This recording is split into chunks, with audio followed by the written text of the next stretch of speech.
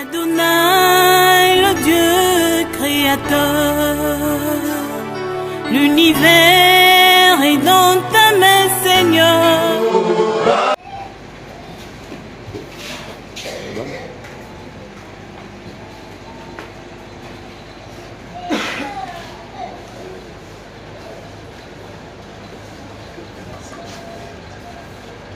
Alléluia. Amen. Dans son palais, tout s'écrit gloire.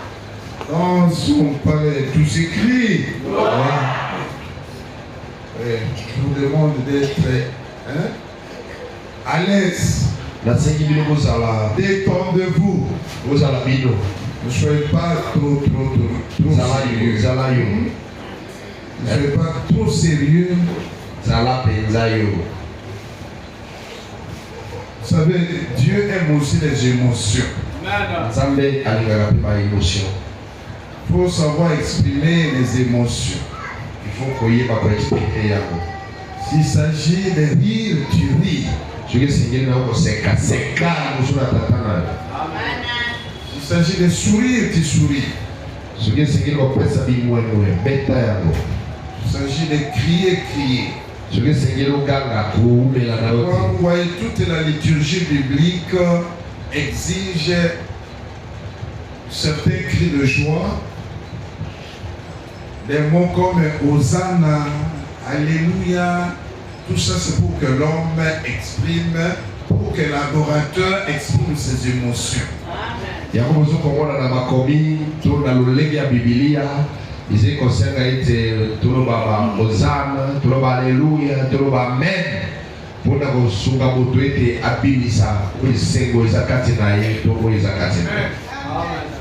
Il y a certaines choses que nous prononçons qui ne correspondent pas avec nos attitudes ni avec nos gestes. Mais ils ont kokana na lolengo zate. Quand tu dis par exemple Alléluia, tu es là. Alléluia. Tu ne corresponds pas. Quand tu dis par exemple Hosanna. Non. Ce sont des cris liturgiques et d'action. Quand tu dis Hosanna, Hostahana, ça veut dire que signifie Hosanna. Quand Jésus est créé en Jérusalem, le jour où il a prouvé qu'il est roi, on a crié. Il disait Hosanna. Hosanna, c'est sauve-nous. Quand tu dis dans l'église, dans les cultes Hosanna, tu cherches un secours. Pourquoi il ne faut pas être distrait, il ne faut pas être trop calme, trop mou.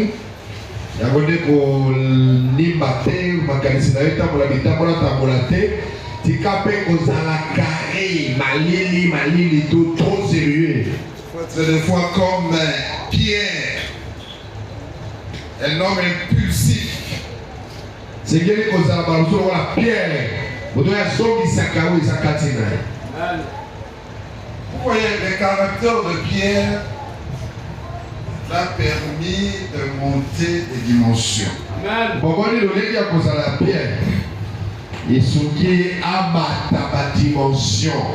Un jour, il était avec ses collègues dans une même barque.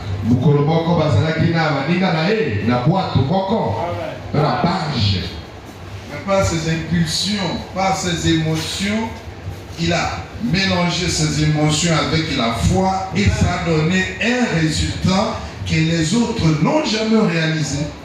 Pourtant, c'était à côté du Seigneur. Voilà, chocho.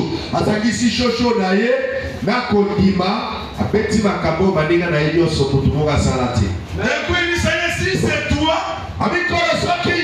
ordonne que je marche. Le Seigneur a dit marche. Pierre n'a pas tenu compte de la barque nue de flot d'eau, il marche. Pierre a ezali kodindana kuba tamboli. Amen. Les autres trop calculateurs. Bato mususu akanisa atalate. Surtout les scientifiques réalistes. Intellectuels, ajoutant sur le plan médical. Oui, il faut voir. Faut kontana. En réalité, les paramètres. L'aspect anthropologique. Voir les acquis, les préacquis. Il faut kontana acquis na ba prérequis. Voir la genèse de la maladie, c'est que quoi? Anamnèse. Faut kontana. C'est quand ici, il faut passer par césarienne. La voix basse, c'est non. Mais le Seigneur dit, toi, tu es chrétien ou tu es réaliste. Alléluia. Amen. C'est là. Il faut que les cas de césarienne, parce que quand la zotala oza pour Christo, tous en a condimate. Ok, bien aimé, c'est ce qui nous amène à faire rappel important sur quelle est la place de Dieu ou le diable dans ta vie. Wana ndikomolinga mi tuzongeli pona kokundola bino litea tolobaki munguna azwaka place nini na bango nayo nzambe pe azwaka place nini yoka. Tu peux nous rappeler quelque chose sur ce thème? Mutako kundola biso ala pomoko na thème wana makangaki to salelaki to bogosale.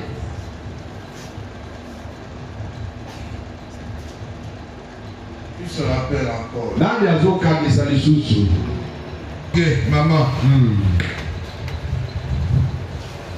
Nga eloko nakangaki ezake toyebaka ke munguna azalaka me totangatangaka kombo na ye nyonso te eza lokola tozokumisa ye. Ok.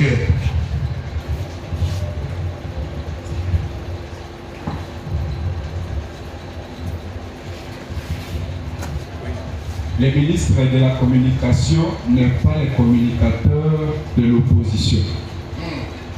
Abinga na yoga kike mwana nzambe esengela panza kasango ya munguna te ma panza kale sango ya nzambe.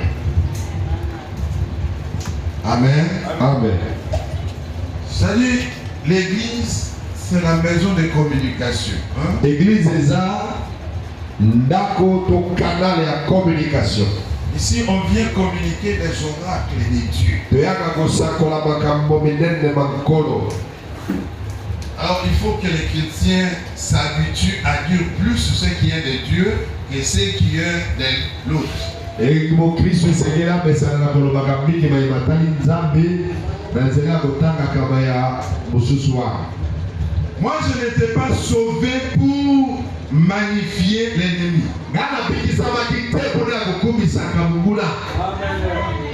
Je n'étais pas sauvé pour donner ses enseignements, ses cours. Et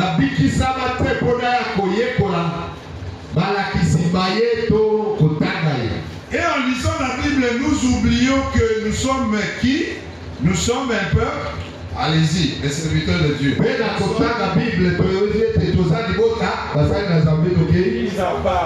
Et puis, un sacerdoce royal.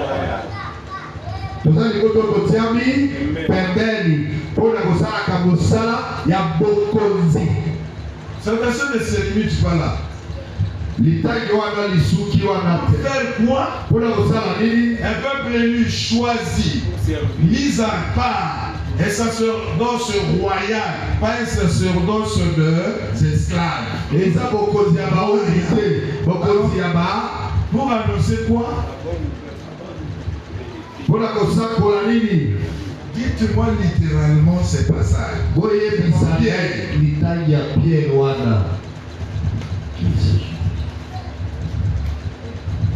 Vous savez, un homme, allez-y. Ce sont des versets que tout homme de Dieu doit maîtriser puisque ça va l'aider. Il y a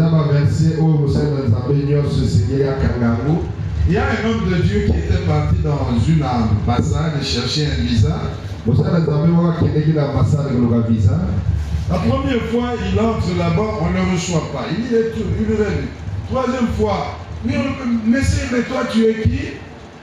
Mbala liboso akoti ba ya biete ya mibale ti ya misato ya mina ya tezolo lisusu batungi me papa oza nani. Il dit je suis ambassadeur.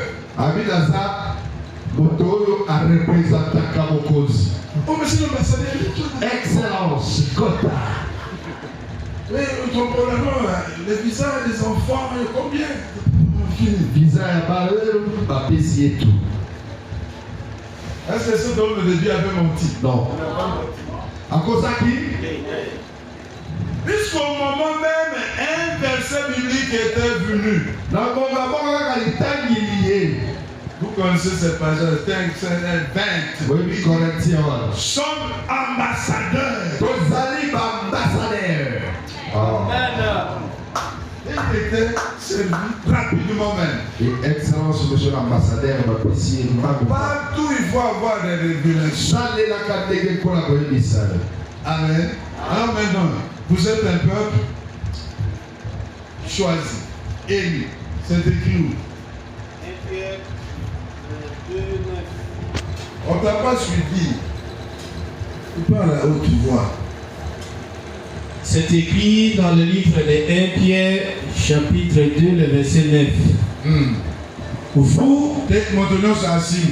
1 Pierre, chapitre 2, le 9e verset. 1 Pierre 2, 9. Dis-nous dans un français, verset 9. 1 Pierre, chapitre 2, verset 9. Tous ensemble. 1 Pierre, chapitre 2, verset 9. Again. 1 Pierre, Chapitre 2, verset. Les sous-sous. Nicodime. Pour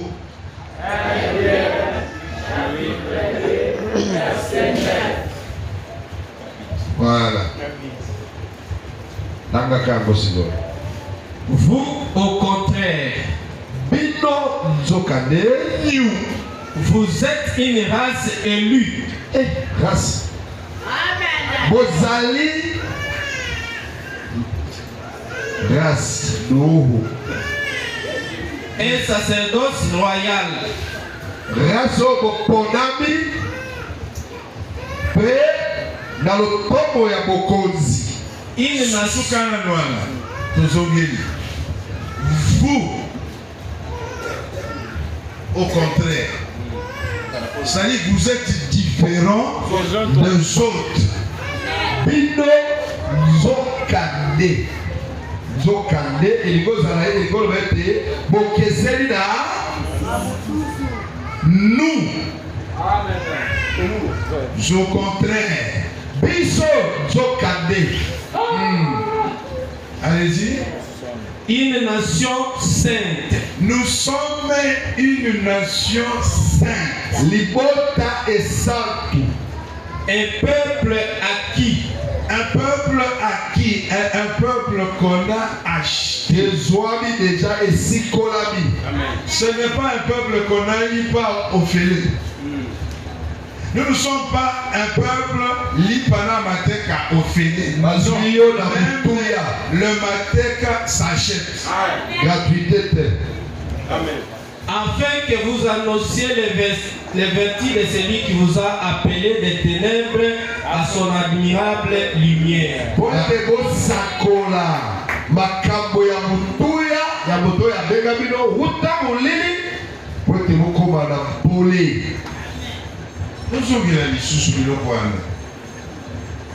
Puisque deux fois on ne se connaît pas, on s'ignore. C'est pourquoi tu poses certains actes puisque tu t'ignores.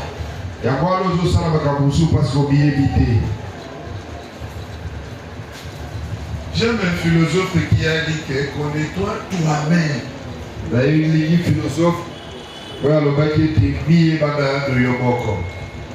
Qui est étudiant en 6e ici? Ceux qui vont présenter l'examen. 6e des humanités.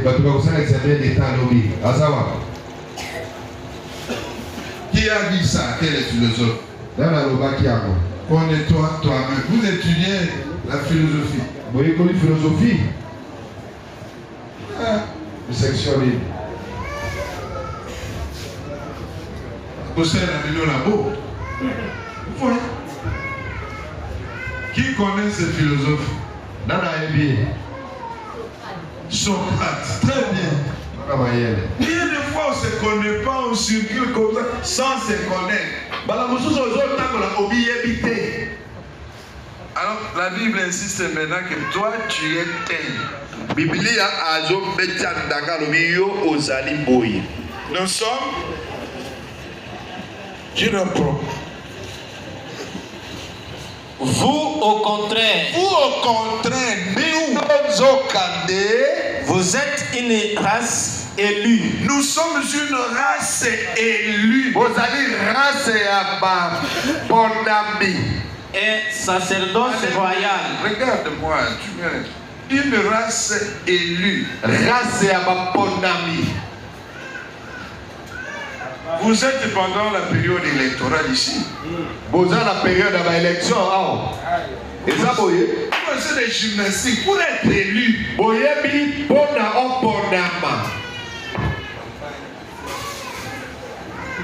Il faut commencer par décrire enrôlement et identification. Oui, même toi, tu n'étais pas seul. Il faut qu'il y ait des lois électorales, des critères, tout ça. Parce qu'il y a des fois nous prenons certains mots à la légère ou soit avec légèreté.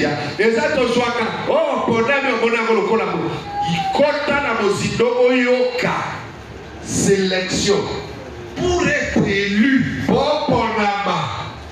Et quelle sorte d'électeur? Tu peux être élu par des électeurs ignorants avec un verre de sel, tomate de sel, il te choisit. Mais ici, des électeurs avertis. Comme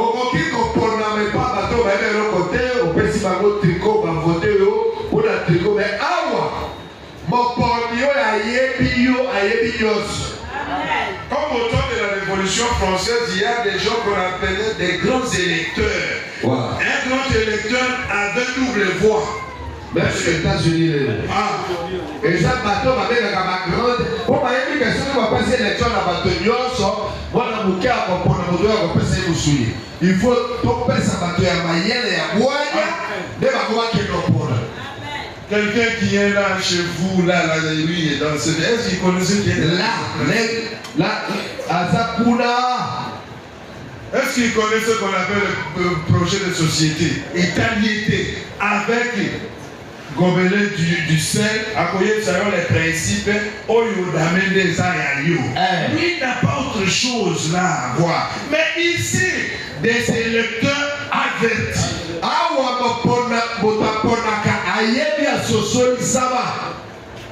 Amen. Amen. Et on dit que tu as été choisi. Par un électeur qui est créateur, qui est maître de l'univers. Et tous les anges ont dit oui, nous acceptons que Baudouin est élu.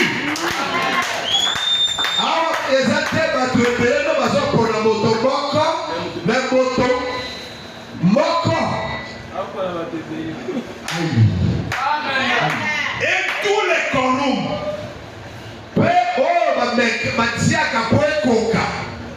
Il n'y a aucune opposition. Même l'homme là n'a pas dit que non.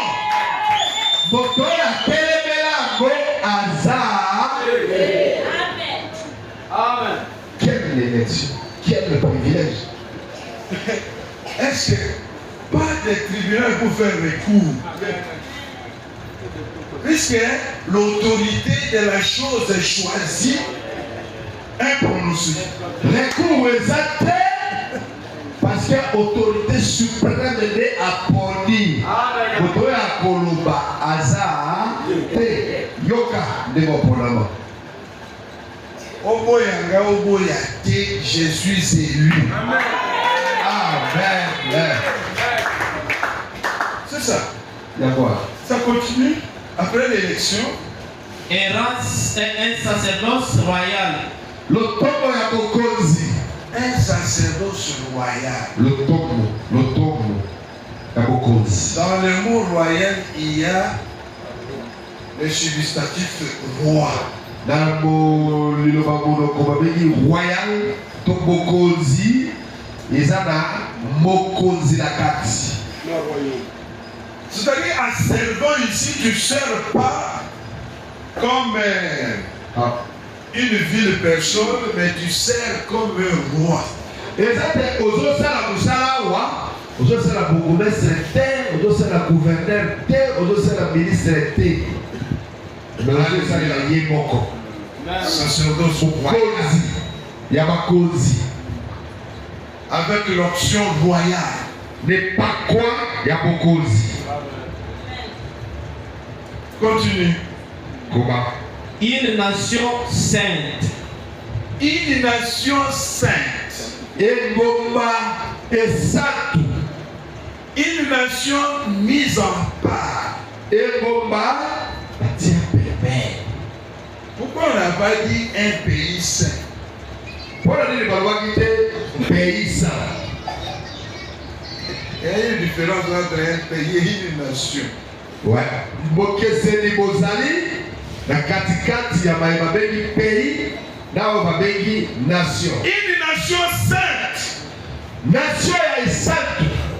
Puisque le natus est là. Parce que eloko alobi wana eza wana. Lobo osambisami wana. Dans le mot nation, il y a les natus. Na kati ya lelo babengi nation eza na lien oyo esangisaka.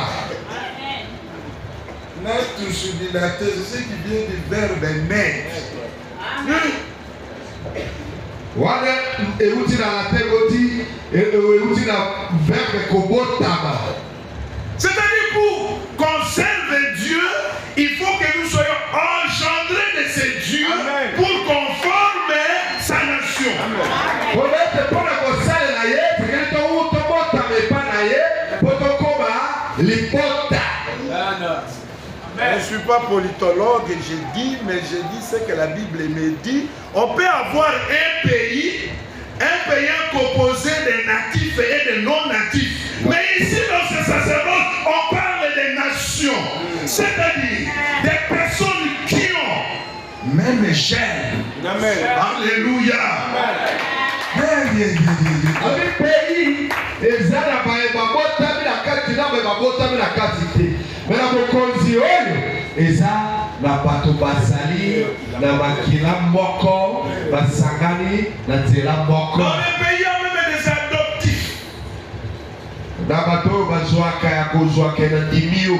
Et on dit si quelqu'un a une allégeance avec le pays, ça va, on peut l'accorder. Mais ici, on parle des nations, de ceux qui sont nés. Libota. Monsieur, la Bible est un peu... La Bible connaît la race, mais la Bible ne connaît pas vos ismes là, la race. Bible ayebi race. Kasi ayebi makambo ya komitiaka baboke pe kobundisaka babususu te. Très bien. Dieu est bon puisqu'il reconnaît la race. Amen. Zabaza malambo po ayebi race. Et il reconnaît la nation. Mais ayebi libota. Une nation pas profane, mais une nation sainte, puisque le géniteur est saint. Libota est santu po boboti mokoza. Et c'est même Pierre qui dit, comme votre père est saint. Yaboko Pierre azoloba. Lokola tata na bina zabo santo.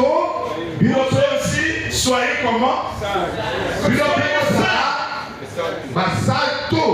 Comme ça, je n'ai pas honte de m'appeler Saint Kassongo.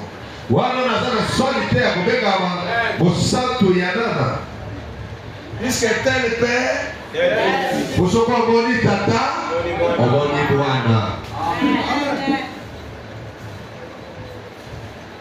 une nation sainte. libota exact. Dieu ne peut pas donner naissance ou engendrer des gens qui ne sont pas saints.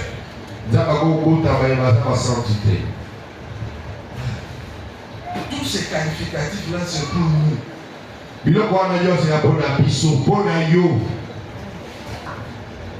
nation sainte. Aujourd'hui, avec le quoi, l'humanitaire ou l'humanisme, on veut nous faire quitter la nation pour ajouter au trait, pour devenir si international. Les lois pour la mokili komi ya mukeba to se segeli bayokana balongo la biso na nation comme ça biso na communauté internationale. Moi je me pique vraiment quand on dit oh, la communauté internationale est anti. Qui est communauté? Les communauté internationale nandi yango papa kavanda kawapi. Choki baba. Alléluia. Amen. Nous sommes une nation sainte. Un peuple acquis.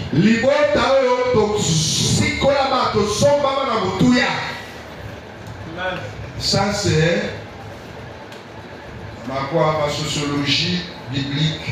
Ouais. Dieu, c'est-à-dire, il faut d'abord qu'il y ait une nation. Et par exemple, et cette nation va former un peuple.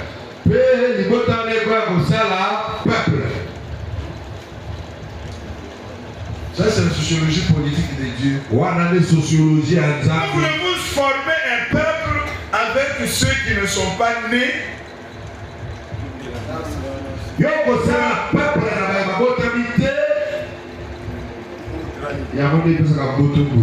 Fabriquer vos peuples. Le peuple de Dieu commence par les natus.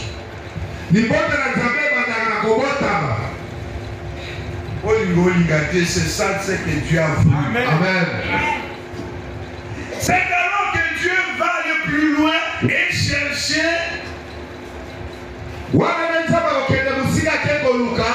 un territoire pour ce peuple.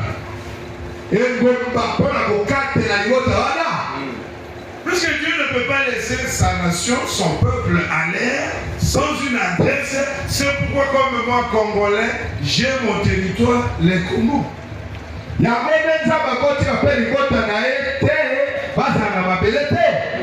Pour que nous servions Dieu dans ce Congo, un peuple choisi, pour faire quoi?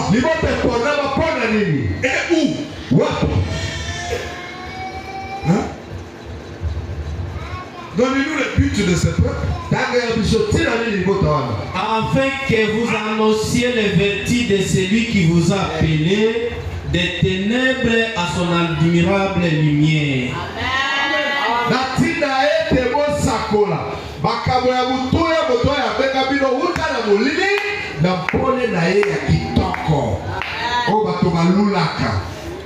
Afin que, pour être, ça c'est trop formel, mettons un peu couramment, pour que, dans les buts que ce annonce, proclame, publie, déclare, les vertus.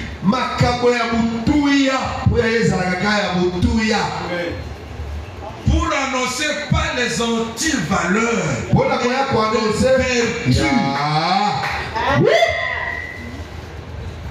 Anti-valeur, ma fable était quasi ma vertu.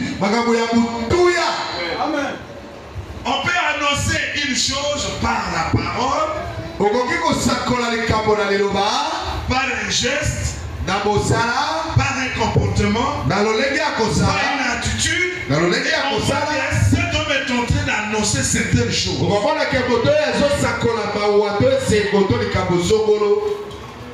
peut annoncer le deuil par un geste ou par une attitude.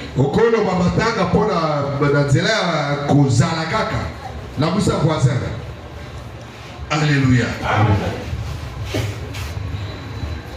Dieu a fait tout ça, a opéré une élection, a donné naissance, a acheté un peuple acquis. Ce n'est pas un peuple offéré. Ça vient du verbe acquérir, acheter, payer un prix. Dieu a payé un prix pour nous avoir. Moi, j'ai toujours dit à mes enfants, filles, vous coûtez cher et vous vous laissez draguer par une petite blouse de $10. Mais au milieu d'idée, Zamba futa mutuya wasikola biso. D'abord la bisa kabana na basi. Bo sikola na mutuya ya talo. Oza mutuya oza talo. Ozo mitika likolo ya $10. Ozo sakana omiye bite.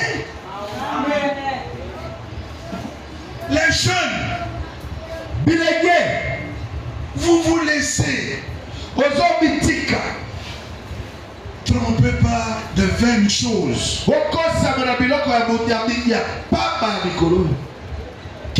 savez, quand vous voyez les gens ici, soit avec des appareils de téléphonie qui coûtent trop cher, vous savez pourquoi?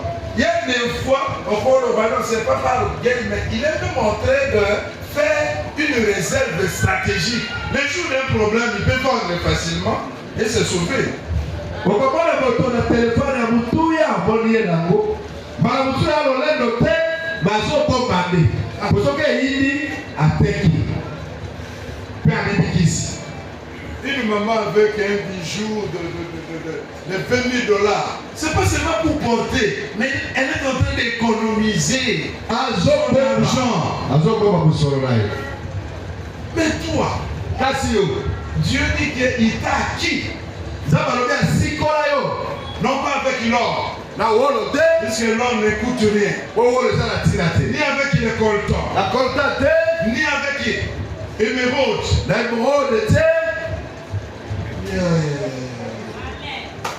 Ni avec le quoi? Mercure. Tous les minéraux là, quels que soient les prix. Il dit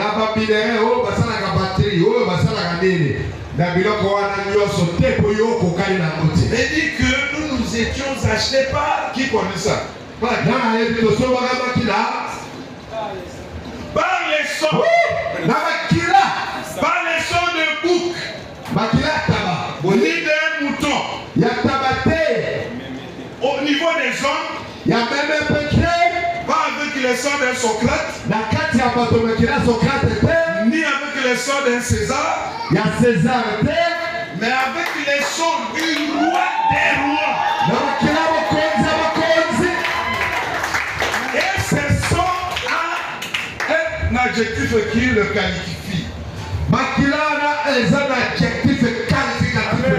l'appelle les sons précieux. Dieu s'était acheté par un son précieux de l'agneau sans tache ni défaut.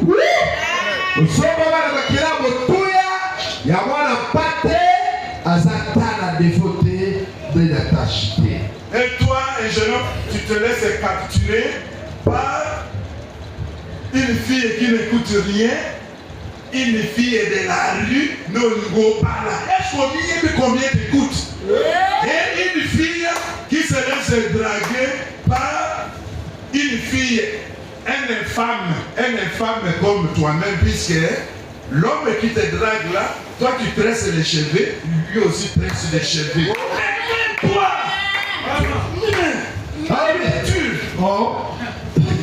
yo mwana mobali ozokendaka kobima na kolinga basi basala Yesu te biloko ya pamba oyo wana nozolo mobala obeti petolo yo mwana mwasi kotoyo olobi ozokende na ye nani soki fiancé soki makamu soki mobali yo mamondo yebi yo kangi suki ya kangi suki yo toboli zolo ya toboli matoyi. Nana kopesa moninga na mbongo ya kokende okangisa suki. Nana kopesa moninga. Amen. Alléluia. Amen. Nani. C'est pour dire que pour la qu'on n'est pas. Aujourd'hui, il est battu. Nous coûtons cher. Dans la maman et moi, moi je coûte très cher. Voilà. Et pas le moi aussi, glorifions Dieu puisque nous coûtons cher.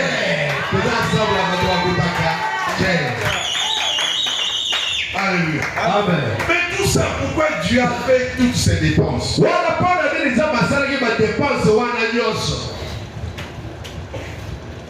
Pourquoi?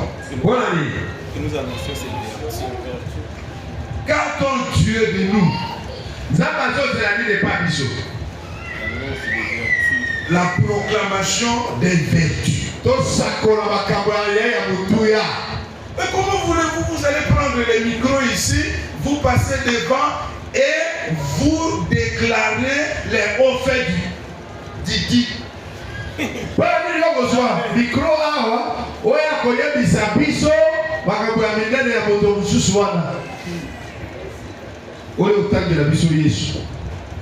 Oh, tous les temps, généalogie des malédictions. Comment vous prenez tout un séminaire pour montrer aux gens comment tel a été, puisque ta mère a été telle, hein, ta grand-mère, c'est pourquoi toi aussi. Qui t'a dit ça? Oya kolakisa bato, babate, oya zalaki boye, objectif eza olo na kobanga na kati ya bato po bazwa la solution ka baka lisaka yondo za la solution. Nana yebisa kiwango. Et décourager les gens. On décourager peu bato.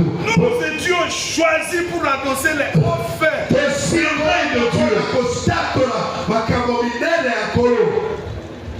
Essentiellement des généalogies là. Alors, qui a la meilleure généalogie?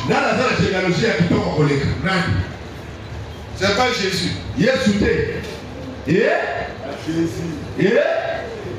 Mais quand nous regardons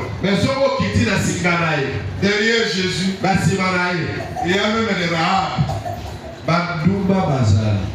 Derrière Jésus, il y a même Ruth la Moabite. Vous connaissez les Moab?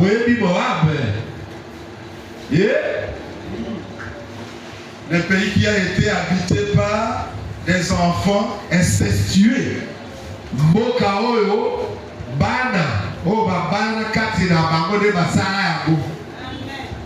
Mais Ruth est née de l'inceste. Et quelle forme d'inceste? Père et ses filles.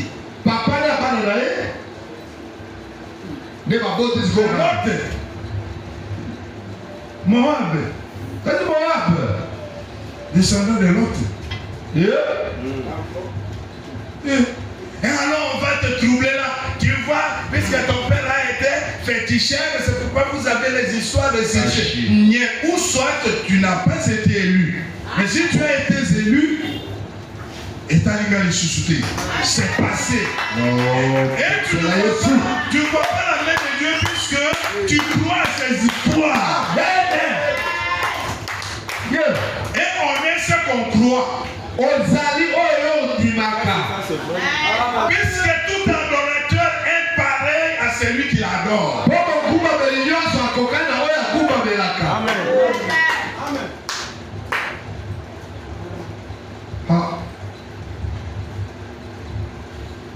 Attends, papa, il était doc de neuf.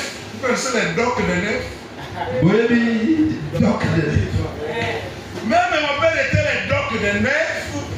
Son malheureux que Christ est venu me choisir. Alors cette histoire de doc là, je ne savais plus. Attends, papa, la qui chore.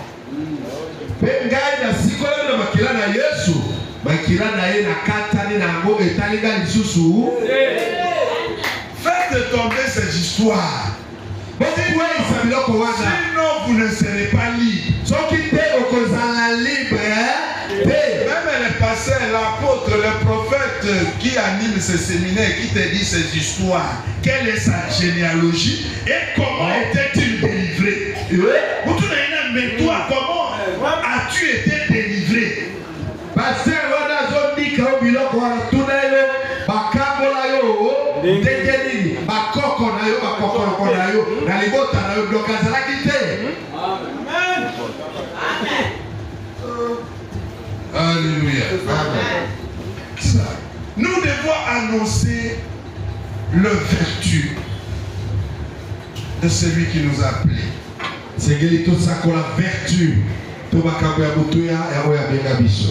Et quand on se connaît de cette manière, nous allons marcher de victoire en victoire. Ça veut dire que nous ne sommes pas conduits par des signes, mais nous sommes conduits par le Saint-Esprit.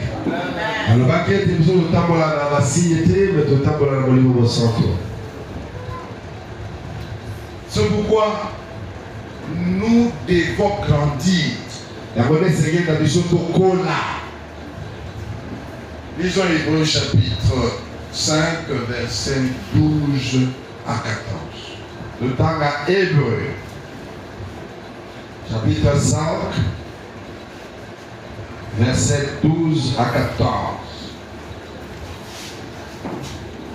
Comment il y a, d'ailleurs, il y a un besoin de grandir. L'église a besoin de grandir. L'église est à posa et kola. On a célébré 10 ans ici que nous sommes ici. Il faut qu'on grandisse.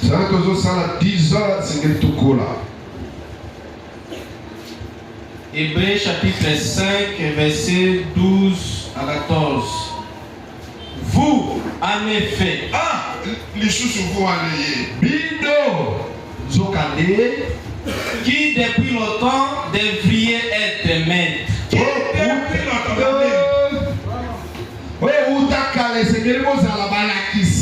Nous, Biso, voilà. Aujourd'hui tu mets nous. Hein? Nous, en effet, qui devrions être des maîtres. Qui devrions être des maîtres. Biso, Zokande, Otosegela Kikozala, Balakisi. Voilà. Et nos des disciples. Hein? Et lui maître. Voilà. C'est-à-dire que nous devrions être des experts. Dans quel domaine? Dans quelle matière?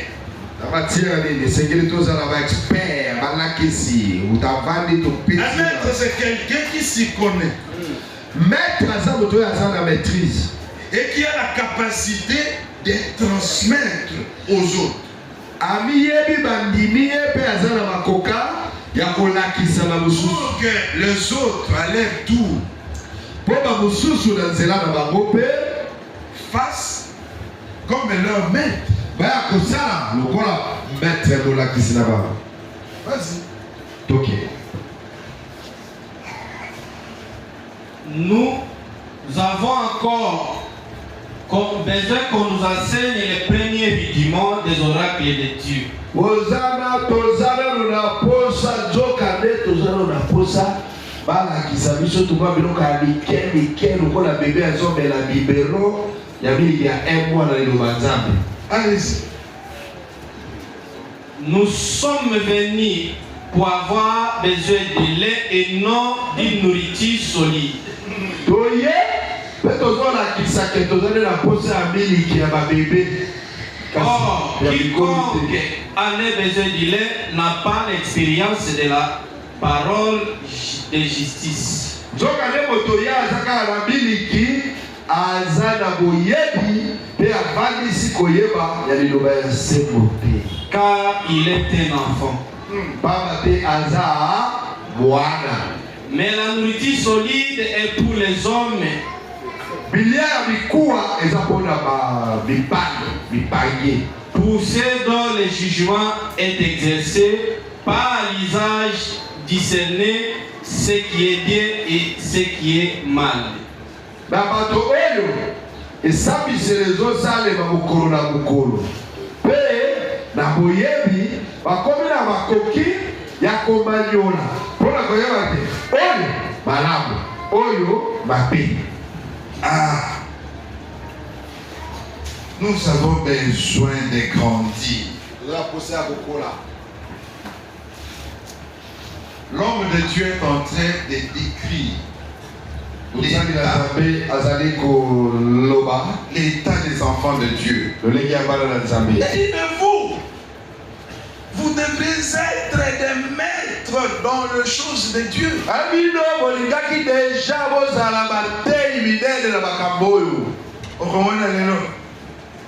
Il est expert en économie, expert en politique, mais nous souffrons.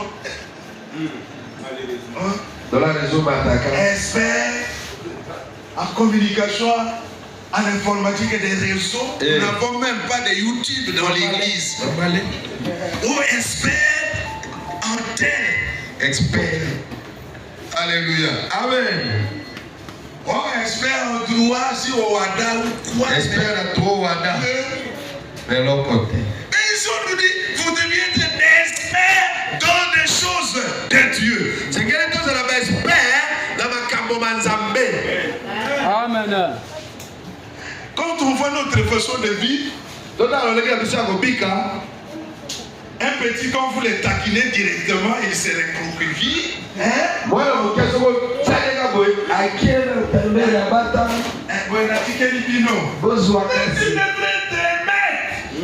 Supporter des coups. On lui passe à la mettre, tirer le coup. Alléluia. Et vous deviez être des maîtres. Dieu a tout planifié pour que nous soyons des maîtres dans des choses de Dieu. Mais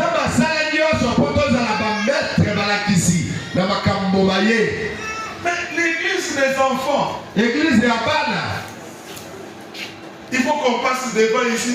Vous ne voyez pas l'état dans lequel nous sommes devenus. C'est lui qui a dit qu'on va acheter la voiture de l'apôtre. Est-ce que tu ne peux pas aider-moi qui passe de ce bébé? Il n'a pas l'expérience de choses de Dieu que pour Dieu, ce que tu as promis, il faut le faire vite. Puisque toi, tu es sur la terre, Dieu est au ciel. Il risque de te bongoliser. Maintenant, nous avons 8 ans. Maintenant, nous avons bébé dans les choses de Dieu. Bébé. Il dit, vous devriez être de maîtres. Vous êtes maîtresses. Cocola. Déjà. Et il continue à dire, mais jusqu'alors, vous avez quoi?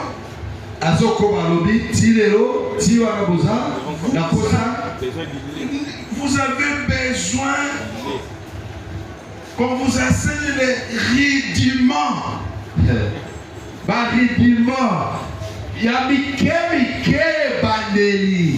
J'ai connu ces mots quand on m'a appris les textes de rentrée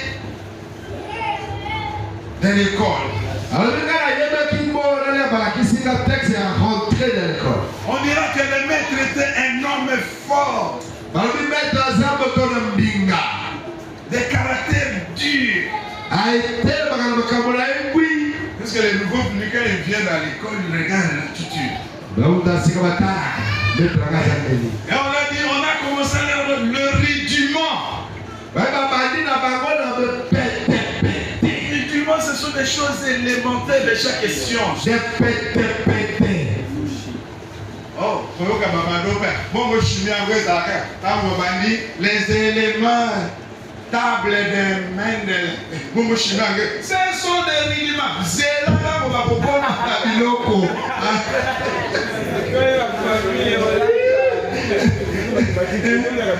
On commence. Nous allons étudier verbe avoir au présent. J'ai un cahier. C'est là, dans les entre les paroles que j'avais dit ou que j'avais dit. Mais les rudiments, les ABC. Les ABC, c'est ce qu'on appelle les rudiments. On va appeler ça bébé.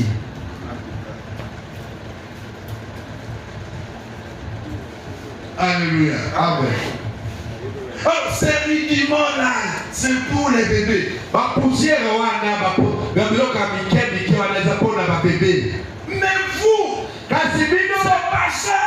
Mais ce sont des rudiments pour vous dire, puisque ton père a été féticheur, oh, il vient de quoi? De la famille et des chefs coutumiers.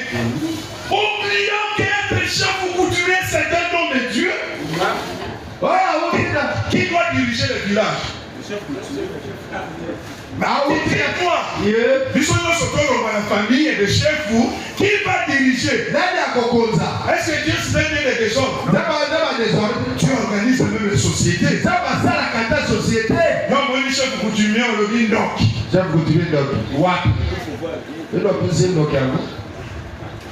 Qui n'est pas le chef coutumier. Tu es incapable de juger les choses. Puisqu'un bébé n'a pas encore développé la capacité de jugement. Il gobe tout. Alléluia. Amen. Recevez l'onction. Qu'est-ce que tu as senti?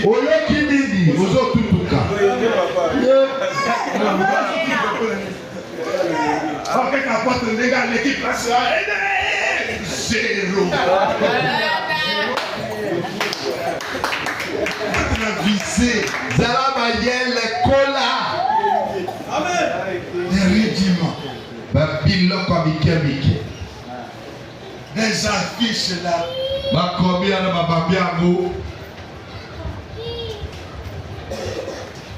J'ai vu au niveau de victoire. Qui a ta destinée? Des titres sociaux. Qui a ta destinée? Mais moi j'ai eu une réponse nette. Somme 6 et 34. Toute la destinée se trouve entre les mains de l'Éternel. On a célébré, si j'ai ma solution, toutes mes destinées se trouvent entre les mains de l'Éternel. Quand vous allez à sport expliquer dans quel était, sinon perdre le temps à commettre à Wanangana Joala.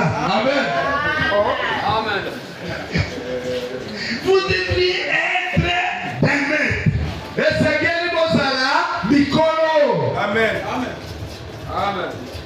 Alléluia. Amen, amen. Kola. L'offrande pour sceller les promesses. Offrande à l'étoyer qu'on a tout bête. Il y a qu'à sceller les promesses, sceller mariage, sceller combattre, sceller voyage. Comme c'est un bébé, Mbago. les chéris se comprennent mieux les mots scellés. Je dis oiseau qui bien mot scellé. Mais sceller comme si on disait, viens bloquer tes promesses. Kanga ma promesse là. Mais c'est ça.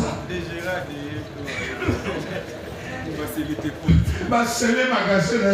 Yo koteka lisusu. Soko za kato bimate.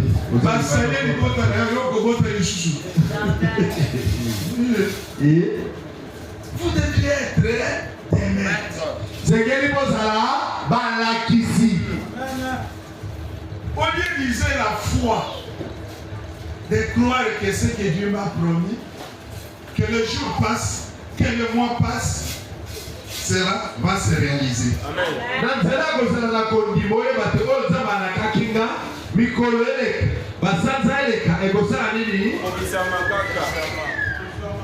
Vous devez être des maîtres.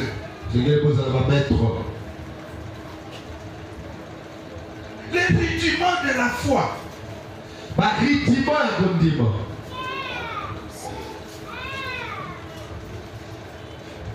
Alors pourquoi vous continuez à boire seulement que le lait?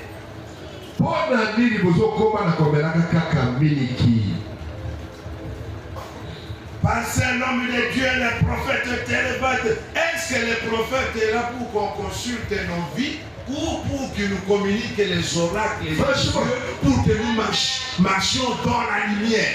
Et c'est qu'il y a la consultation prophétique de la Bible. Est-ce que tu as un prophète pour la consultation ou bien il dit les adultes quant à eux prennent la nourriture solide. Moi, il y a des fois, je me trouve dans certaines réunions de hommes de Dieu. Moi, j'ai dit, Seigneur, est-ce moi qui suis orgueilleux ou peut-être je n'attends rien?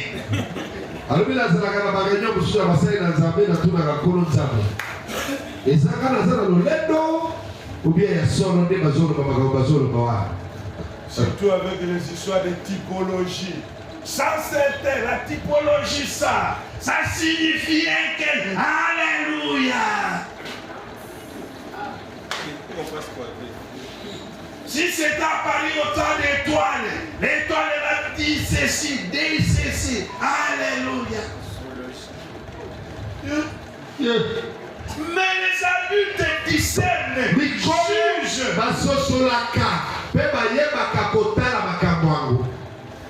Tu veux, il dit, dans ma version, il est écrit. La version là est comment dit? Les adultes, quant à eux, prennent de la nourriture solide par la pratique. Ils ont exercé leur faculté à distinguer ce qui est bien de ce qui est mal. Les élèves font des entraînements. Ils exercent leur pensée. Ce jour-là, on m'a prêché. Qu'est-ce que...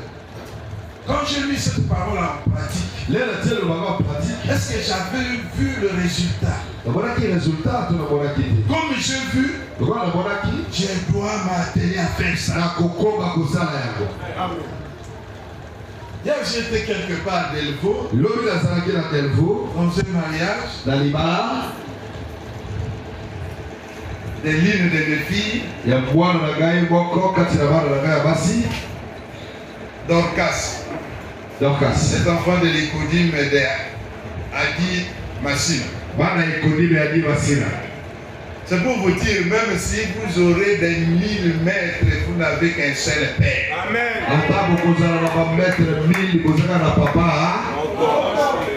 Ah, et si quelqu'un a les registres là, identité Kolayo. Dans le registre là, il dit c'est fille à tel. Je suis allé là-bas. On a célébré le mariage. Moi, je ne devais pas participer à la fête à la salle à 20h. J'ai vu ces enfants danser. Je dis, je vais leur donner les Coréens, mon cadeau. Mais j'avais $20. C'est $20. Je vais aussi rentrer. Voilà. Je profite de temps où tout le monde ne leur donnait rien. Ces gens peut-être attendaient à la salle. Moi, quand j'ai vu, j'ai dit, mon territoire c'est ici. Là où on a béni, là, puisque le mariage civil, fête de l'autre côté, ça ne me concerne pas. Ce qui me concerne plus, c'est ici à l'église. Je lui ai distribué $10 à papa, $10 à ma mère. Très content, moi, de te voir. $10. Et moi, je sais que j'ai un papa fidèle. Écrivez ce principe. Dieu en connaît plus que nous. Écris ça. On connaît plus que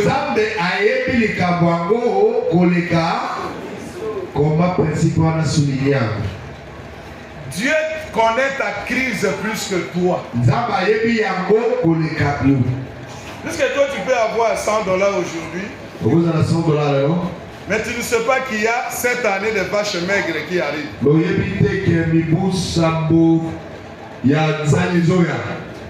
Mais aujourd'hui, tu vois l'abondance. Mais Dieu sait que tu as ça aujourd'hui. Demain, il y aura crise. Et Dieu te donne les orientations en te disant commence par s'aimer.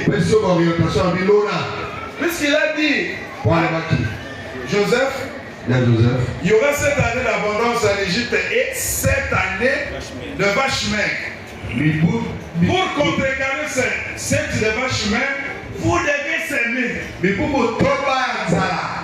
Comme ça, il y a pas eu crise.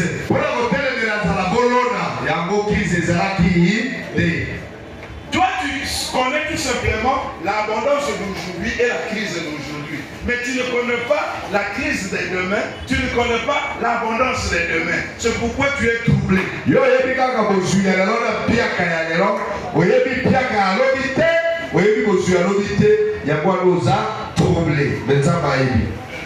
Et après le culte, après que j'ai versé ce $20,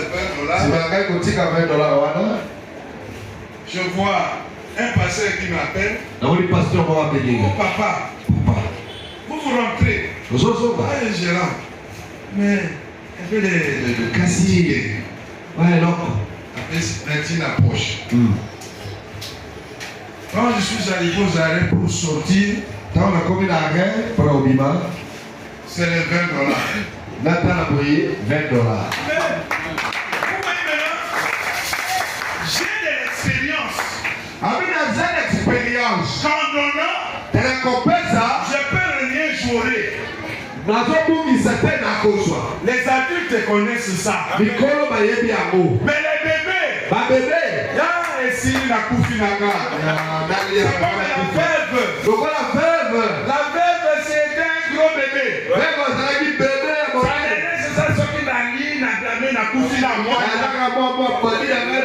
Puisqu'elle n'a pas d'expérience. Généralement, c'est un bébé. Seigneur, pour que je sache que c'est toi, que la toison soit mouillée, je saurai que c'est toi qui as fait. Si c'est pas ça, je mets la toison de l'autre côté, que l'espace soit mouillé. C'est un bébé spirituel. Malgré son nom de Gédéon, malgré les exploits que tu as fait par lui, il est encore dans les rudiments. C'est comme Abraham, encore dans les notions rudimentaires. Seigneur, pour que je sache que tu me donneras un enfant, donne-moi le signe. Il tombe à coup le petit. Je suis El Shaddai. L'adulte croit la parole et non pas au signe. Mais parmi les disciples, Thomas était un bébé. Thomas est bébé. Le Messie est ressuscité. Thomas dit, il faut que je voie les plaies. Je mets les doigts. C'est un disciple bébé. Un disciple bébé. Et quand le Seigneur est apparu, comment vient mec? Il dit mon Seigneur est mon tu crois parce que tu as vu. Mais heureux ceux qui croient.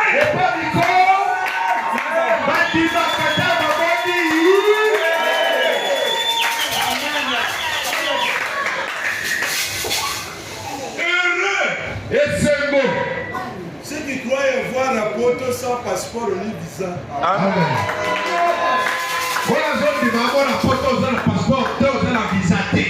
C'est en croyant que les choses se possibilisent. Et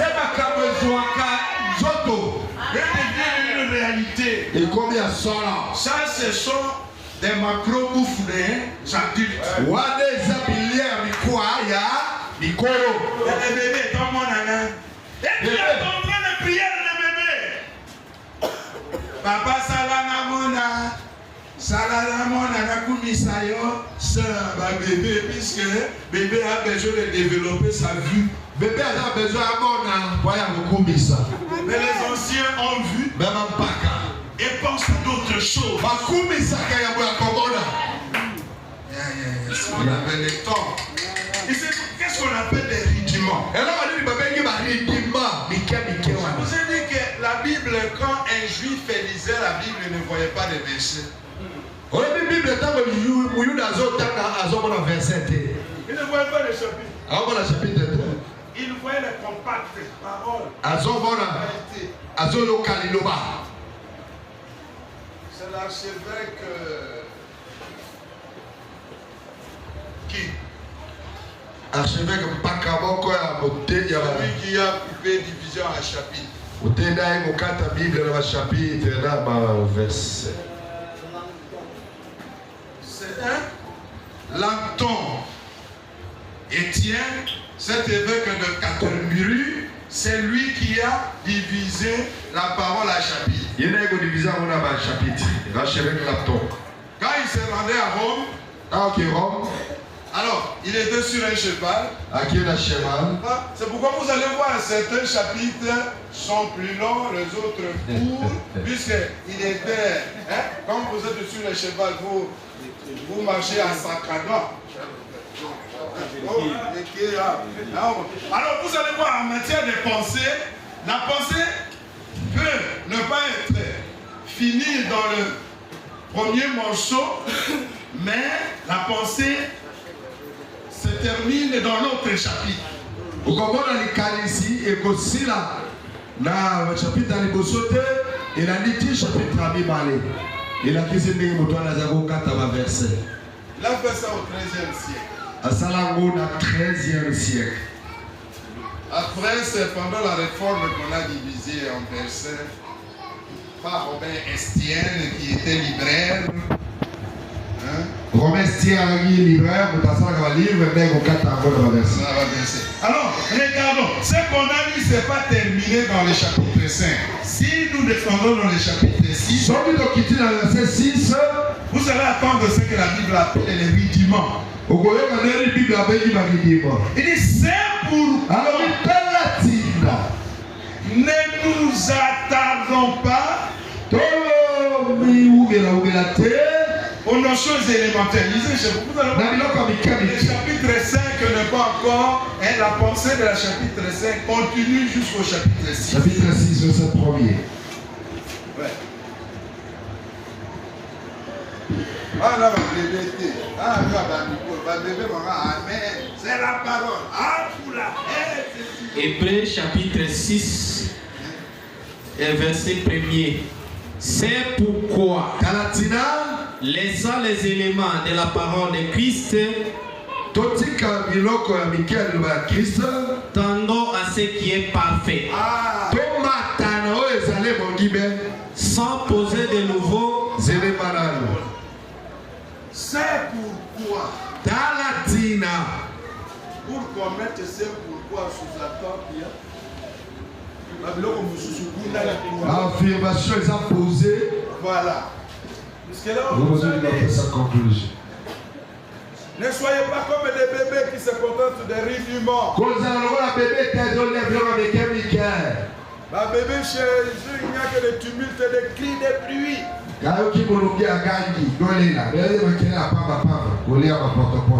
Mais pour les adultes, exercice. La pratique pour qu'ils deviennent des experts. Voilà. Pour relier la pensée du chapitre 5 et montrer la continuité, c'est pourquoi, comme on disait dans une langue de ce pays,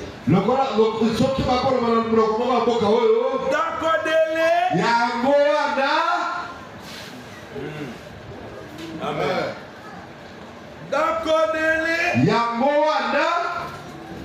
On vous amène à faire quelque chose. Ok.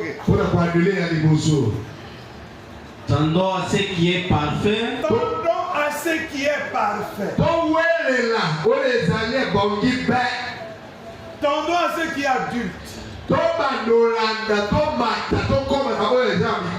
Pendant ce qui est complet, quittons la stupidité.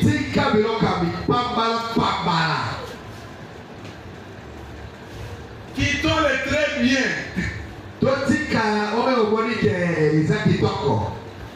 Vous allez attendre même les politiciens. Non, moi je peux vous amener le bien-être social. Bien-être social. Vous allez bien. Un jour, quelqu'un dit je vous amènerai les mieux-être social. Alléluia. Amen. Ici, l'homme que nous servons veut nous amener.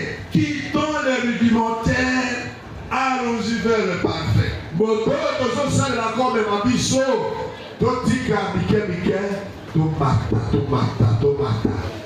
Oui. Sans poser de nouveau les fondements du renoncement aux œuvres mortes. Voilà.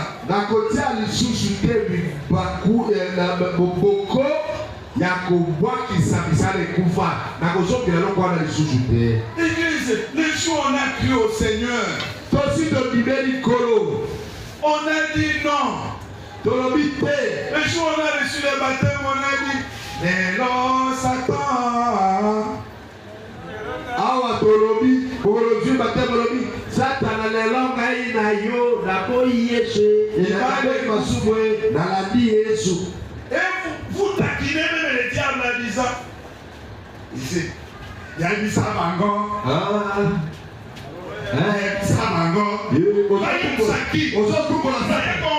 On va informer la côte de Modeste. Oui, mais ça gagne. Il y a du sabango à votre yéman. On dit ça qui. Et les Guinéens, votre nez. Il y a du sabango. La commune à Yesu. Il y a du sabango. Là, on t'entend. Devant un problème, on dit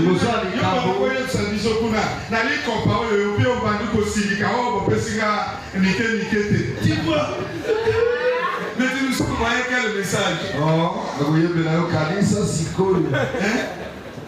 Yabumano, Bisoto Yebisi Nayo, aussi au Pengwaye. Oui, on va répliquer.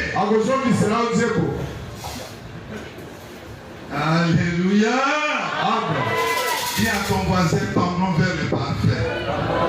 Tendons vers le Yebisa, dis à ton voisin. Après ces 10 ans, tendons vers le parfait.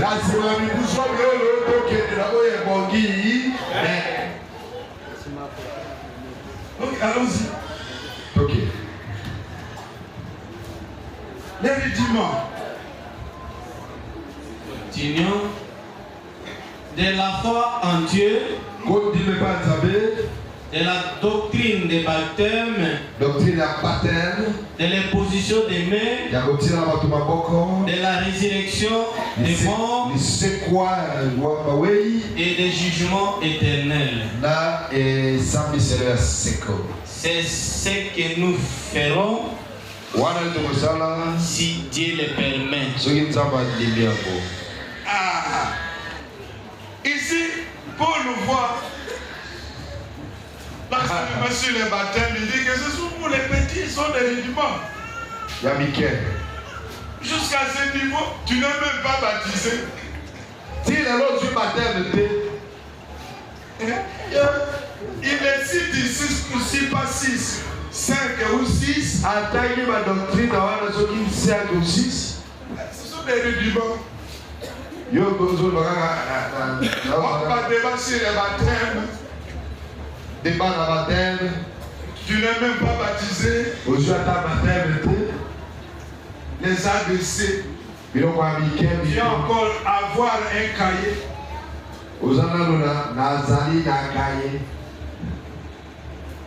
Alléluia. Des rudiments. Verset 6 nous dit encore sur la résurrection. Les jugements éternels. Encore ça vient. c'est des eschatologies, enlèvement. Et toi, tu crois comme si des grandes choses, la Bible appelle rudiment. C'est comme si il faut que tout le monde les connaisse. Mais si les pasteurs ou les hommes de Dieu, votre église ne connaît pas ces choses-là, mais vous ne leur donnez même pas des rudiments. Vous donnez quoi?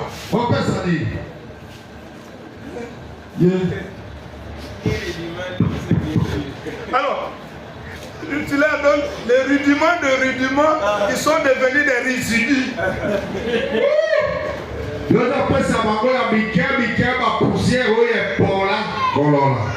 Amen. Amen. Voilà, ça j'irai avec les hommes de Dieu. Mais qu'est-ce qu'on appelle ici que Dieu veut que nous atteignions le parfum?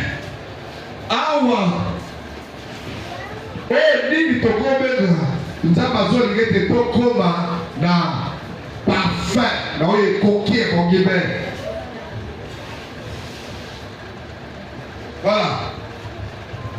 Il y a un adulte.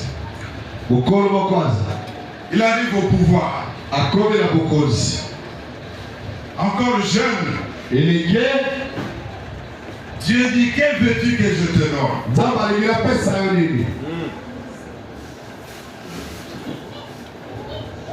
Jésus arrive au pouvoir. Si on te posait cette question aujourd'hui, que veux-tu que je te donne? L'étudiant qui a décroché son diplôme dirait directement boulot.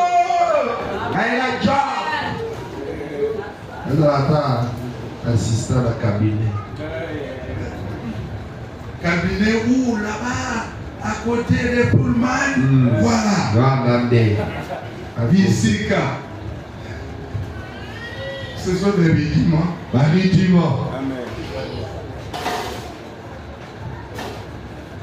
Vous êtes. Ce qui est grave, les autres ne sauront même pas répondre à cette question. Quel veux-tu que je te donne?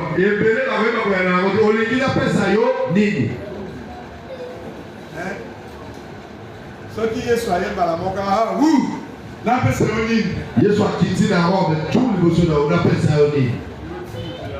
Et ça veut dire que Miawa, pourquoi tu sais un supermarché, Balamoko, soit à cause de ta shawarma.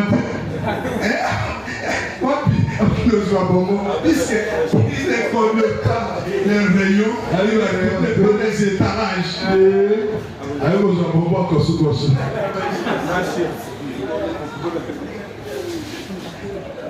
Ou soit de popcorn repas grillé. Alléluia. Amen. On va avoir des jugements exercés, la pratique. Alors, cet homme a dit, Seigneur, je veux que tu me donnes la sagesse et bien diriger ce peuple. Adulte. Puisqu'il sait que la sagesse de Dieu est la source de toute bénédiction. Amen. Même dans nos prières, nous ne savons pas prier comme des adultes. Sur les rudiments. Demande au pasteur, qu'est-ce que tu demandes pour ton église? Oh, moi je vois Moussala, Massala. Mais non, mais adulte, c'est comme Paul. Il dit, ouvre-le qui voit la lumière du cœur. Qu'il comprenne les choses de Dieu. Les parfaits, les spirituels. Tout un séminaire pour dire aux gens comment devenir tel bobo que des poteaux. Cette chaîne est là pour amener les gens en Europe. C'est ici pour amener Bateau Napoto les parfums. Cher oyo pour la matrome ma batode na lola. Quand tu crois que quand tu seras en Europe, tu auras 10 souliers, tu vas les porter en une fois. Yo kanisi en Europe ko zwango bana moko. Europe ezanze la lola. Même les véhicules qu'on le donne ici, même ce que vous m'avez donné, vous croyez que je vais m'étaler sur tous les fauteuils là, marcher. On suit ma quitte avec un morceau. D'ailleurs, le chauffeur qui utilisera plus que moi le véhicule là. Pourquoi? Il faut chercher les parfaits. Pour le cas parfait, comme pour le point de vue qui répond à Nini. Attends, Moutouka. Chauffeur dans son dos, dans la boue, Mais la Bible ne dit pas que ces rudiments sont mauvais. C'est bon, mais ce sont des rudiments. Biloko ya bana. Bible a dit biloko wana eza mabete, eza malamu kasi eza nde mike tokoli tokipaka yango lisusu te. C'est pourquoi Paul dit aux Colossiens. Tantina Paul azoyebisa bato ya Colosse. Maison chapitre 2. Colossiens chapitre 2.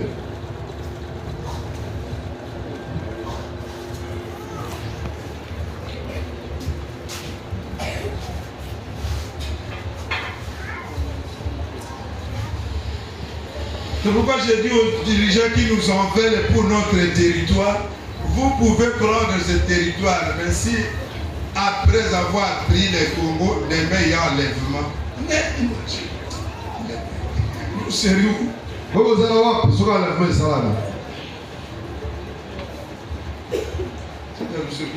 Colossiens, à partir du premier verset. Colossiens 2. Colossiens chapitre 2. Je vais en effet que vous sachiez combien est grand le combat que je soutiens pour vous. Là, c'est les Colossiens. Oui. Les Colossiens.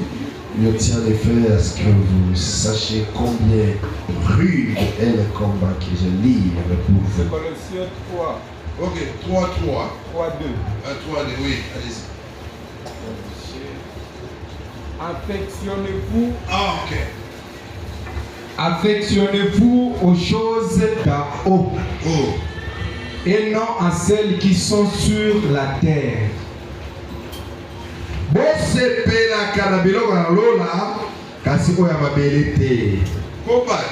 Car vous êtes morts et votre vie est cachée avec Christ entier.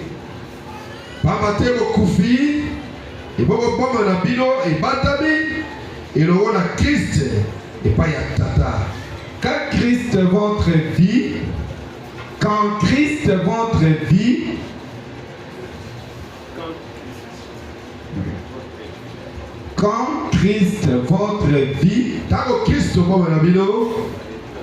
paraîtra alors, vous paraîtrez aussi avec lui dans la gloire.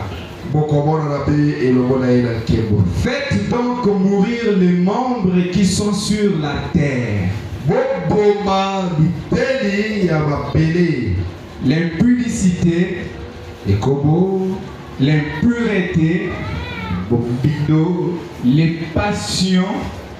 Ok, merci. Vous avez dit. Ici,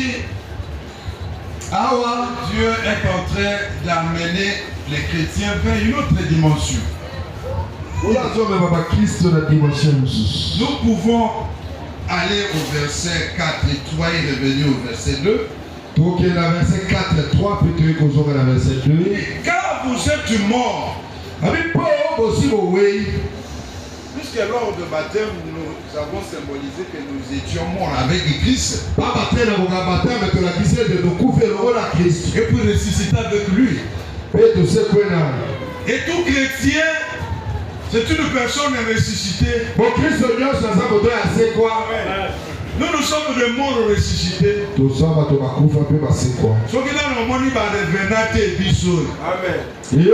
Amen. Toi, tu es un revenant. Comme nous sommes ressuscités avec Christ, notre joie sera placée où? Dans quelle espèce de choses? Le verbe qui est utilisé là-bas, c'est fort. Affectionnez-vous. Ayez des affections. Des désirs ardents.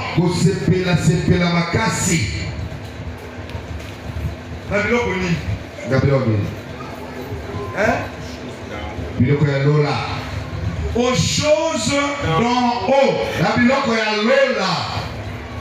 C'est une réalité plus que la réalité de la terre. Si est-ce que vraiment il y a la terre?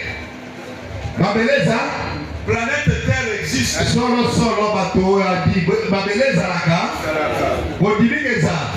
Ok.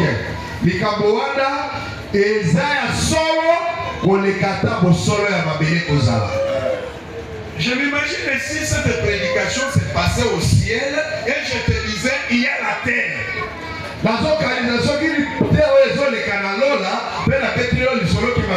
moi je te dis que là tu trouveras des diamants. Pensez aux choses de la terre. Tu aurais pu croire. Où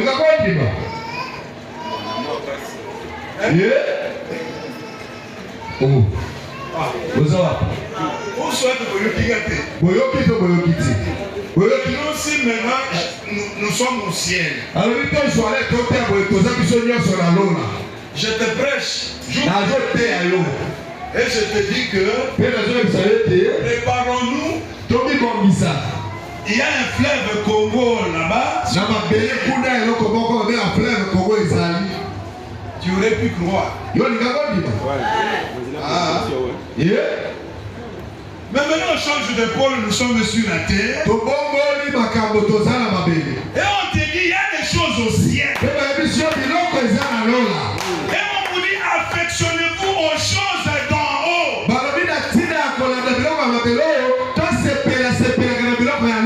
Mais aucun chrétien qui fait des jeûnes et prières pour chercher les choses d'en haut, bon ne fait rien.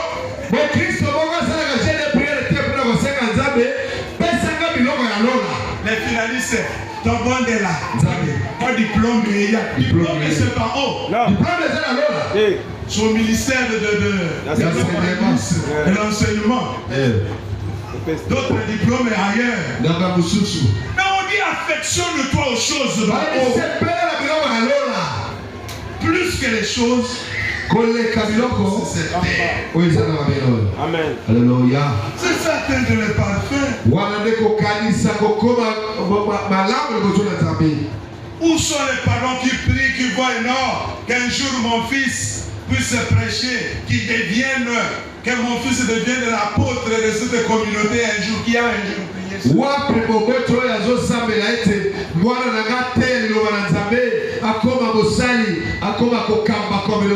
Seigneur, pas-moi la passion, batela et la diarrhée. Presque toutes nos prières ne concernent que les choses terrestres.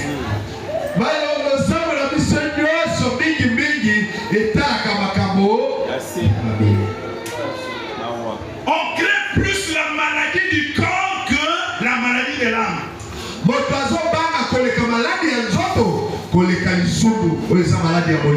Il mobilise toutes les ressources financières pour se payer un bien, aller là-bas, aller là-bas. Mais qui se mobilise pour aller chercher les choses d'en haut qui nourrissent l'âme? Que Dieu bénisse tous ceux qui viennent de loin. Amen. Qui dépensent les énergies de colossales sommes d'argent pour chercher la parole de Dieu.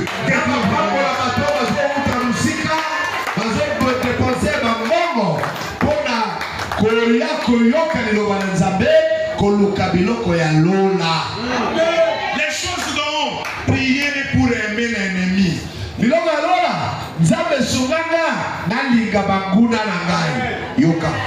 Dieu aide-moi à avoir la capacité de pardonner toute faute à mes frères.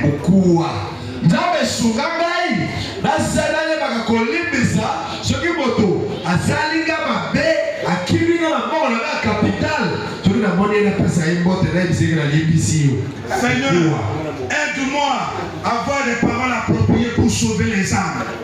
Nzambe sunganga lera gokuta na kana likambo circonstance nyoso na terre lilo banayo molimo ebika. Amen. Des choses spirituelles, nous n'avons pas ce sujet. Mais les terrestres, la lata bien, Tolia bien, qu'on se tape une maison. Vous croyez qu'on connaîtrait Dieu puisque Dieu est depuis là? Est-ce qu'on nous a fait d'un sacrificateur pour que nous annoncions les villas de ce monde? Non. D'ailleurs, il n'y a même pas besoin de venir témoigner que j'ai eu des maisons. Oh. C'est trop parfait. C'est bétélique. Alléluia. Est-ce que tu as mafuta pour te faire comme tu bandako na bilamba? Comme on a dit, mususu et komaka qui pour bébé le tato na nzambe na zwinda ko na zwimutuka. Et comme un bébé dans la mususu. Il y a même les serviteurs de Dieu qui ont refusé leur baptême du Congo. Un jour, ils sont rendus au Jourdain, en Israël. Non, ici, je me fais baptiser comme Jésus. C'est le Jourdain. C'est du bébéisme. Abi Mosani na Nzambe. Lera ndimeli Yesu awa, bakiele na njili, babatize. Bukolo mususu mbonge zwame bele. Aya kokende na Jourdain na Israël. Alors dit baptême na Dieu na mona ki clarté. Il faut apporter na Jourdain. Mon wana prédicateur bébé. Est-ce que dans votre église là, papa vous m'appelez, il y a des chaises plastiques? Est-ce qu'il y a des chaises ou il y a des bancs? C'était un bébé. Un bébé, nous avons envoyé bébé à Kamakata. Bon instrument d'abino, nazo matagamo. Quelle est la corrélation entre la foi et la chaise? Amen. Quelle est la relation? Vous avez des instruments là-bas. Mais nous avons des instruments sophistiqués qu'on ne recharge pas. Amen. L'unité automatique sans. Nous avons des cymbales sonores.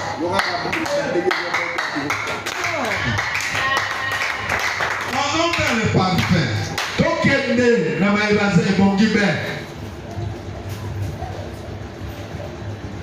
J'ai suivi, c'était un de mes enfants à la maison. J'ai dit, tu as quel problème?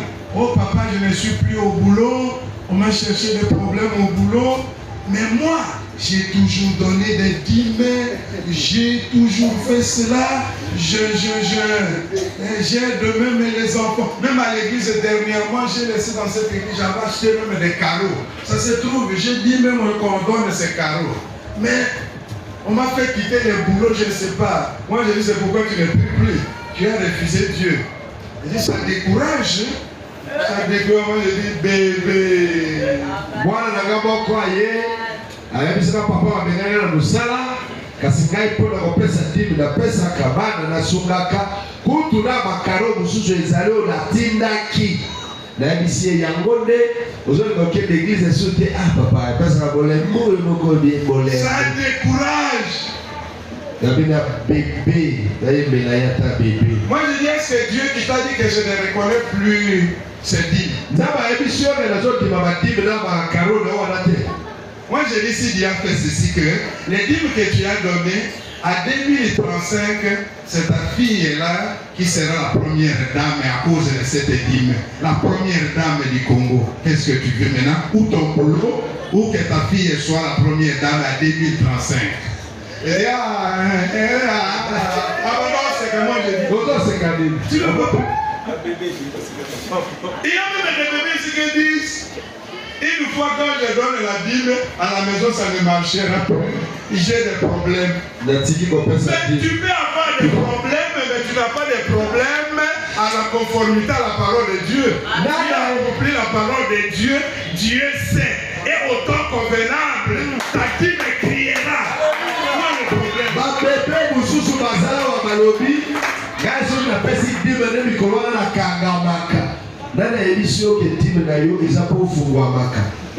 Mbanga mususu time ezapo lero kusisa classe mbanga moko kota musala yo zozela lelo. Ngonga ezali o time na yo ekokanga. N'écrivons pas des lettres pour que Dieu vienne tout simplement signer. Voilà.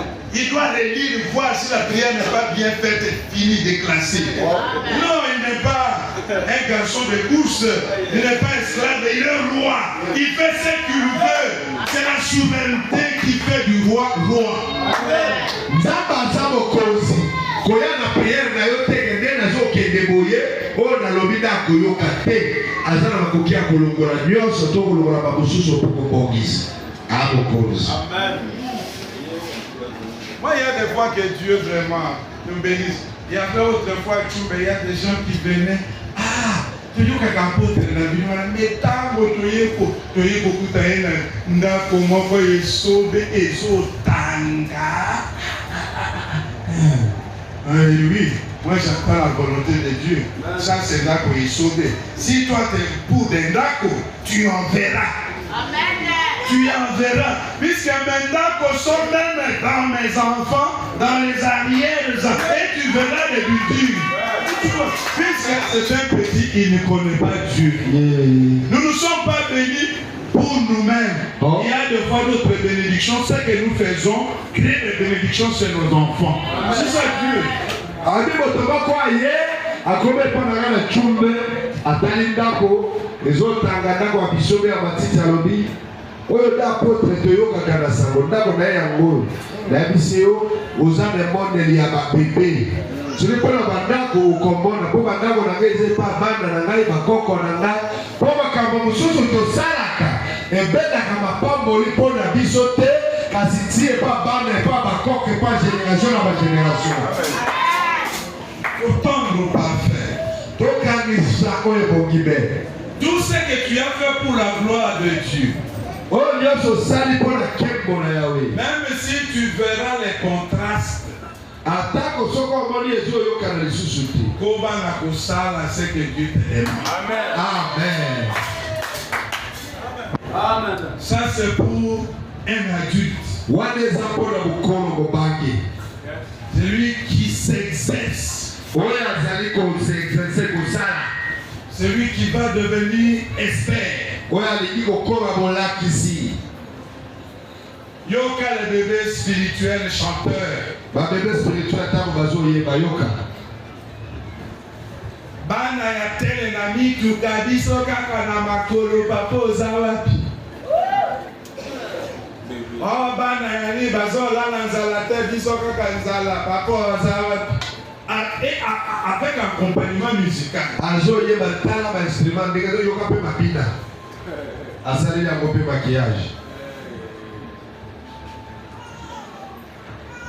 J'ai suivi ceux qui chantaient là à Chumba à Tetera. Alors Satan nous mit tout la cochonne pour le papa pour les bébés. Il t'a dit de venir comparer. Quand tu dis ça, autrement tu dis que les enfants de terre sont mieux que nous.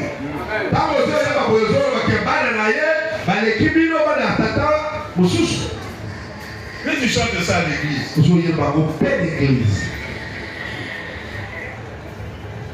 Ça c'est encore bébé comme le prédicateur de Dieu qui dit Yo koti kambana wa ok na bambila bazali susute okufi.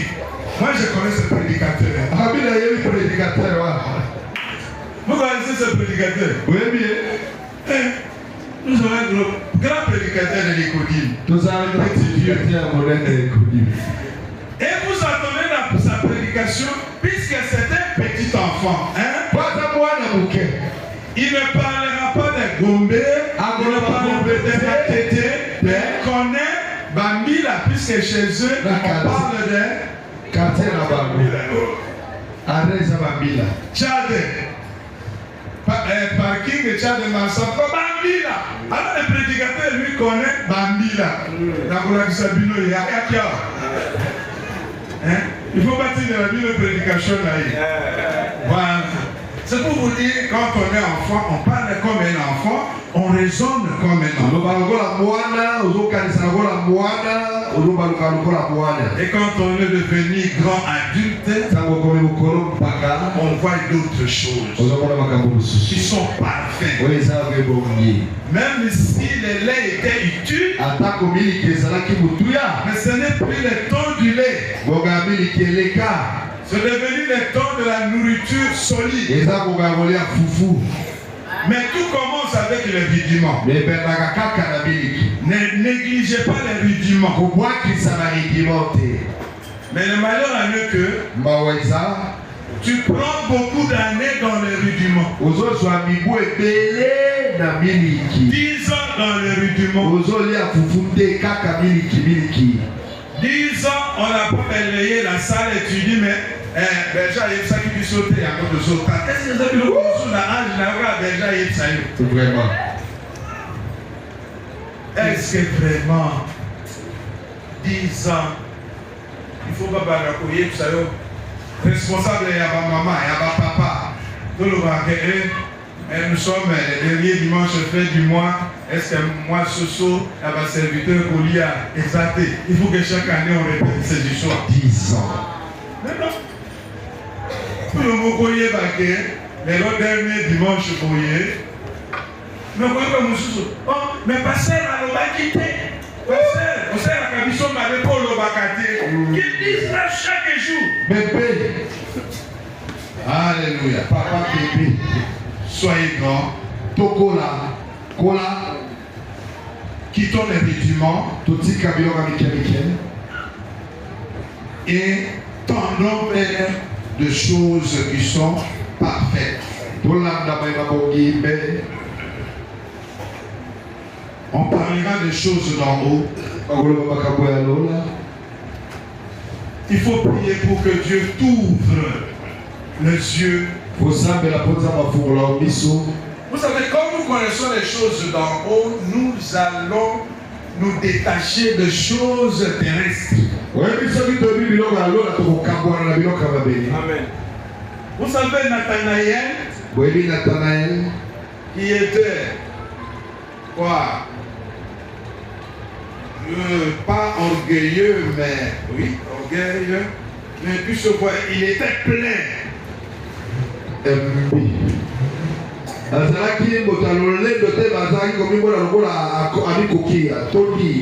que ça peut provenir de Nazareth quelque chose de bien? Et quand le ciel l'a montré le ciel. Le ciel a ouvert le ciel. Et il a vu Atali. C'est comme ça. Le Seigneur dit ce sont des rudiments du ciel. Viens encore. Marche avec moi. Je te ferai voir des grandes choses. Est-ce que nous avons encore la soif de voir des grandes choses avec Jésus? Ce que nous avons vu là, c'est peu. Amen. Il veut encore nous montrer les grandes choses. Ce qu'il a opéré dans nos familles, c'est encore peu. Ce qu'il a fait avec nous.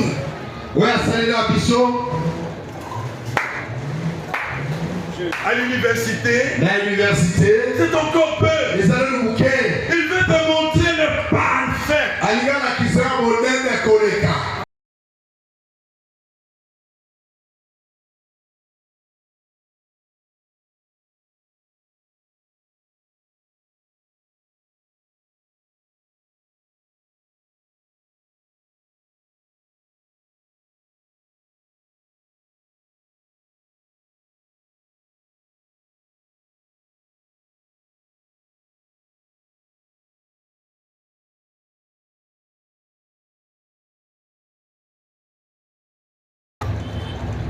Voulons-nous que Jésus ouvre encore le ciel pour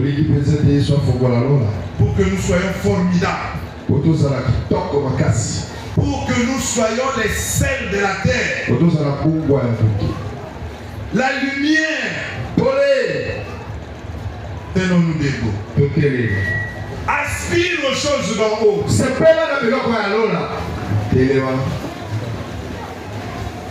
Laissez une place pour les choses d'en haut. Tu as 10 ans. J'en ai 10 ans. Tu as acheté combien de Bibles? Ma Bible est bonne. Un bébé spirituel demande toujours la Bible. Kabila la Bible. Bébé spirituel a séparé la Bible à téléphone. Puisqu'il ne croit pas que s'acheter une Bible, c'est une bénédiction qui dépasse même s'acheter une voiture. Qui s'est acheté une Bible un jour ici qui soulève? Voilà. C'est ce qui va mener les choses d'en haut. Qui a acheté une Bible pour son enfant, pour sa fille? Lors d'un anniversaire. Les gâteaux d'anniversaire coûtent plus cher. Gâteau d'anniversaire, il y a $30. Habitue tes enfants aux choses d'en haut. Mais ça dit ça pas dans la biloko ya lo.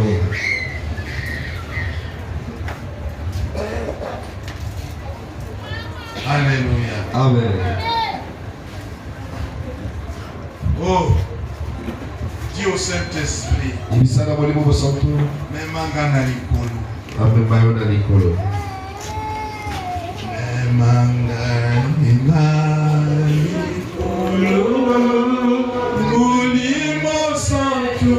Memanga na likolo.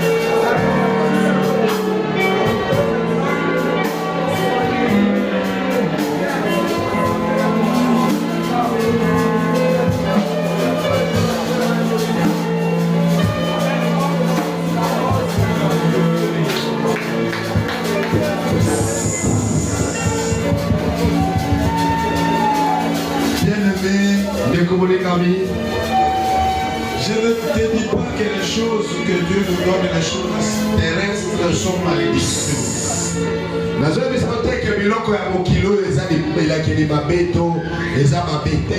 Ce sont des bénédictions pour nous. Mais Dieu ne veut pas que tes yeux, que ton attention soit focalisée sur ce chose.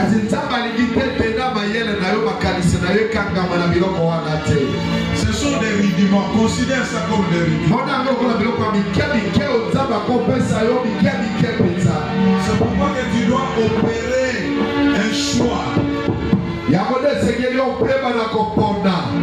Dieu veut que tu puisses prioriser les choses d'en haut.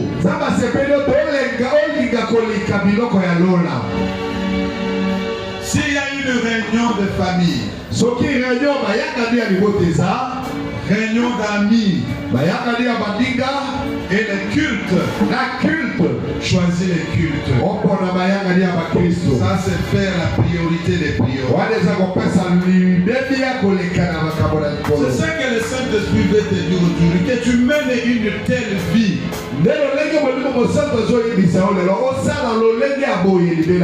Tu sais que demain il y a culte. Mais tu as reçu une invitation puisqu'il y a fête, tu vas commencer à 22h. Oui, il y a une invitation pour la fête à 22h. Mais tu n'auras pas le temps de venir au culte. Tu seras fatigué. La meilleure des choses est de décliner cette offre. De dire mon collègue, ça n'ira pas. J'enverrai mon cadeau. Je dois conserver mes énergies pour rendre un culte à Dieu. Oh bien-aimé, que le Saint-Esprit, enseignant par excellence, nous amène à comprendre ce chose. Ô Père de gloire, amène ton Église à une dimension des adultes, que chacun de nous quitte le rudiment, qu'il arrive aux choses raisonnables, aux choses qui demandent une réflexion. Que chacun de nous soit expérimenté aux choses de Dieu. Père, merci pour ta parole et que cette parole devienne une vie. Et dans la parole, en nos vies. Au nom de Jésus, merci. Amen. Adonai, le Dieu créateur, l'univers est dans ta